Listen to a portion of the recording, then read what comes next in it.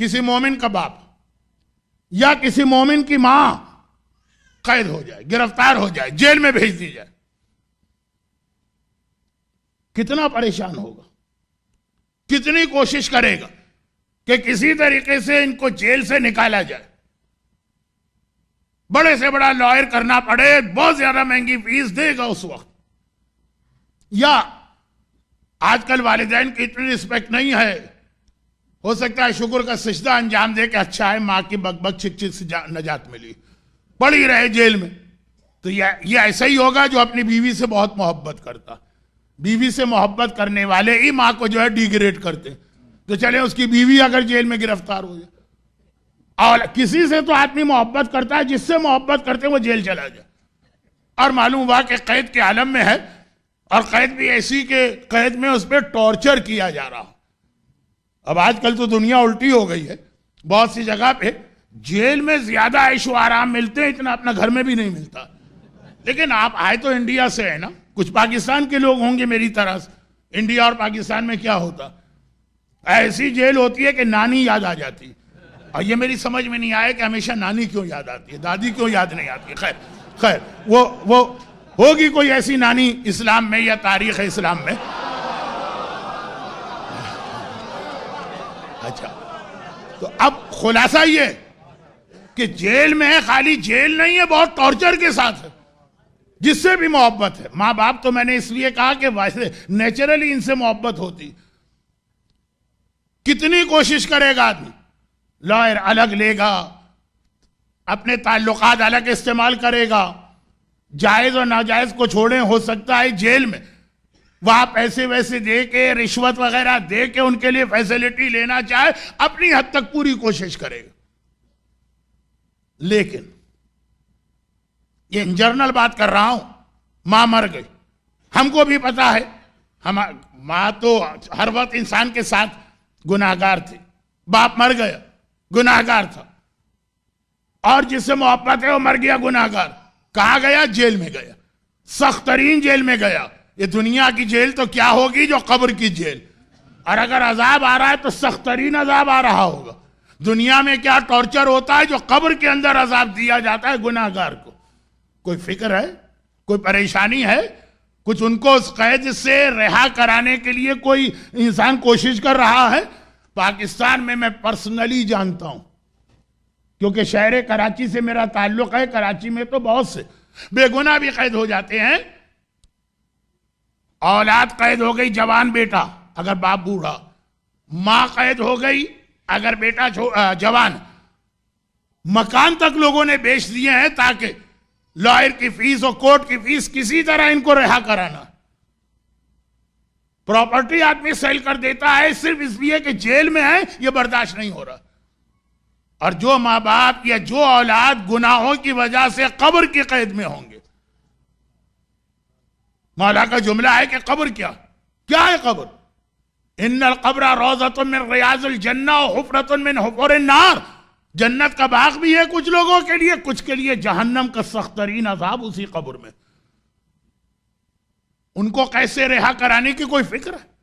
और कोई रात ना सही तो शब जुमा इसीलिए बनाई गई है कि कम से कम आज तो याद कर लो अपने उस मरहूम को जो खुदा मालूम कब्र में किस हालत में है।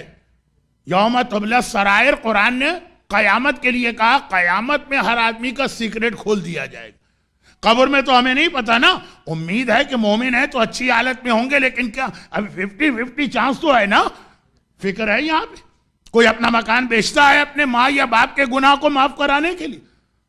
एक रात, आज की रात 2 रकत नमाज या हजिया वालिदैन पढ़ना कुछ लोगों के लिए मुश्किल हो जाता है।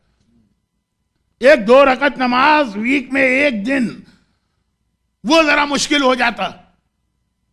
कोई एहसास ही नहीं कि जेल, सख्त तरीन जेल, और जेल का अजाब, सख्त तरीन अजाब, दुनिया का कोई अजाब या कोई टॉर्चर कब्र के का तो मुकाबला ही नहीं कर सकता। आज की रात शब जुमा,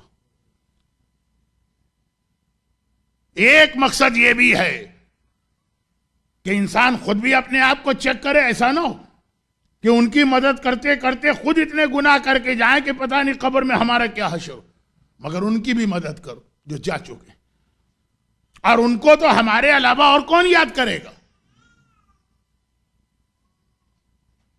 2 रकत नमाज हदिया वालिदैन तो मैंने बतौर मिसाल कही, ये तो इजीएस्ट अमल है जो हर आदमी कर सकता, और खास तौर पर अटलांटा के रहने वाले, कि भाई अटलांटा में क्या ऐसी खास बात है, यहां लोग बहुत वालिदैन के नाफरमान है। नहीं, ये मसला नहीं, मैंने सुना है, बल्कि पूरे वेस्ट की यह हालत है। ड्राइव करके लोग आते हैं, कोई 40 मिनट की ड्राइव, कोई 30 मिनट की ड्राइव, कोई 20 मिनट की ड्राइव, नियरेस्ट पे गालिबन 10 मिनट की ड्राइव तो होगी। तो नमाज हदिया वालिदैन तो कार चलाते हुए भी आदमी चलती हुए हालत में ये नमाज पढ़ सकता है, टाइम भी अलग से नहीं देना। वो तो आपको मसले मालूम है, उलमाए कराम आपकी रहनुमाई करते हैं कि सुन्नत नमाज चलते फिरते भी पढ़ी जा सकती है। हाँ, वुजू करना है और किबले से नहीं, किबला नहीं, और बातें नहीं करना। लेकिन इतनी फैसिलिटी के बावजूद, अब ये खाली नमाज हदिया वालिदैन मौजू नहीं है आज का, मौजू है कि वालिदैन, और वालिदैन इसलिए मैंने कहा कि अक्सर वालिदैन का इंतकाल पहले होता है फिर औलाद। हो सकता है किसी का यही केस, वो खुद बूढ़ा हो, उसके जवान दुनिया से जा चुके हो, भाई बहनें, चचा, खाला, पोपी, ये सारे के सारे, और औलाद। फिक्र कि वो जेल में है मरने के बाद, यानी 50-50 चांस, कोई मदद करो उनकी। और जिनके गुनाह हमारी आंखों के सामने, हमें पता है कि हमारी मां नमाज फजर नहीं पढ़ती थी, दुनिया के सामने कहना भी हराम है, लेकिन खुद तो जानते हैं ना कि इसकी सजा बर्दाश्त कर रही। तो आज की रात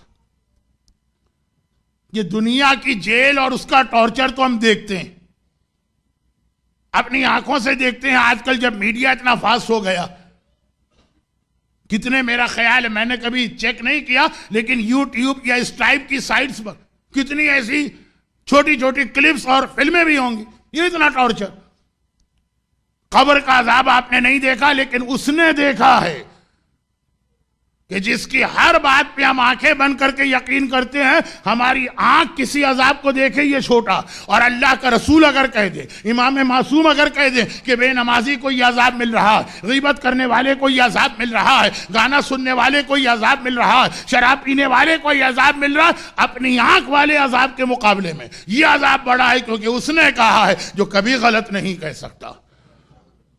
ये यकीन होना चाहिए, यह है विलायत, यह है रिसालत, यह है इमामत, और वो कह रहे हैं। मगर